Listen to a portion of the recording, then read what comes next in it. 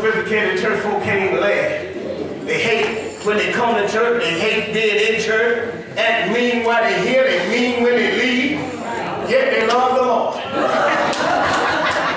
The Bible says laughter is like a medicine. Lord, baby, laugh sometimes.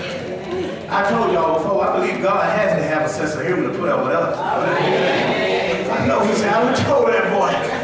I done told him. Yeah, he keep on doing what I had to laugh to keep from destroying. That's what he said. That's what he said. God said, I'm going to go ahead and laugh this one off. Because if I know I'm going to get so mad, y'all don't act like God to get hot with you. Some of y'all here today, he mad with you.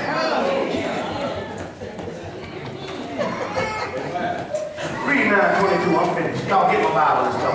I don't want to, but I believe I will. Mark 9:22. And oftentimes it has cast him into the fire and into the water to destroy him. But if thou canst do anything, have compassion on us and help us. It says to do what to him? And to destroy him. So the devil come to destroy him. He came in this young man, threw him in the fire. Oftentimes make him cut himself. It's the enemy. Let me say this and I'm getting ready to go. People don't believe this anymore because we don't teach this.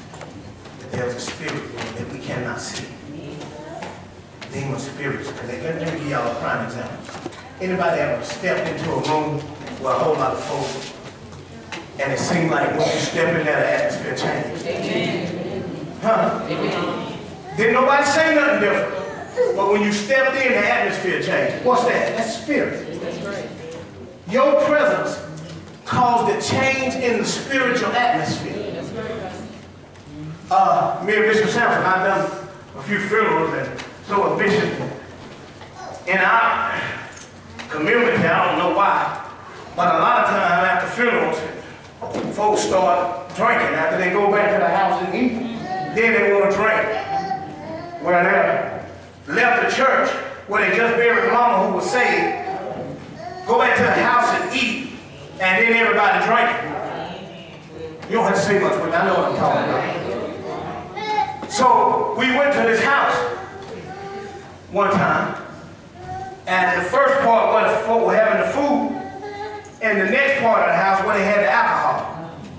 Well, I kept wondering why the majority of the folk after they eat, they go back there in the back. And the person, one of the people who was friends with the person who lived there said, Bishop Sampson, Ellis Stamford, they really waiting on y'all to leave. I said, why is that? Because they, lost some alcohol. And they don't want to disrespect y'all. So they really waiting on y'all to leave.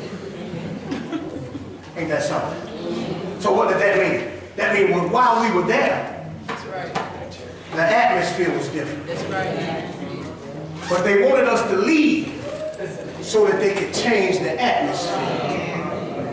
That spirit. So I want y'all to understand that there is a spirit world that oftentimes connects itself to you. A spirit is transparent. It can go through things. A spirit can. So please pay attention. I'm finished now. I ain't gonna preach no more. I just want to get you to go home with something. That oftentimes the devil will go through your flesh into your spirit and connect to your spirit. And he will lead you and guide you into things that will ultimately separate you from God. That is his purpose. He hates God. He hates everything God is about, and he hates the people that are connected to him. So I want you all to be aware. I'm putting out another, be on the lookout, another bolo. I want you to be on the lookout for him attaching himself to your spirit.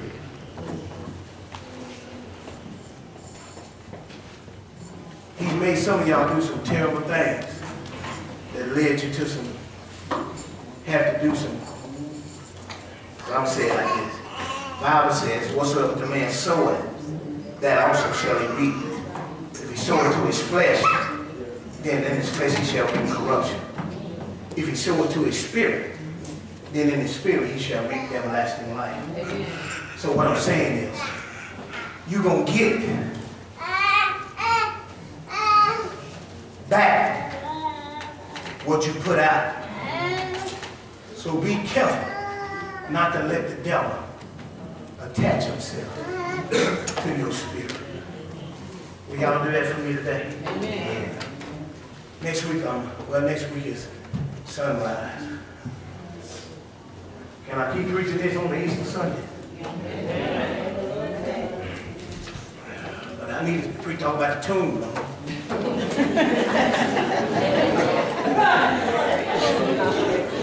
I'm serious. That's how we do it on Sunday. Easter Sunday.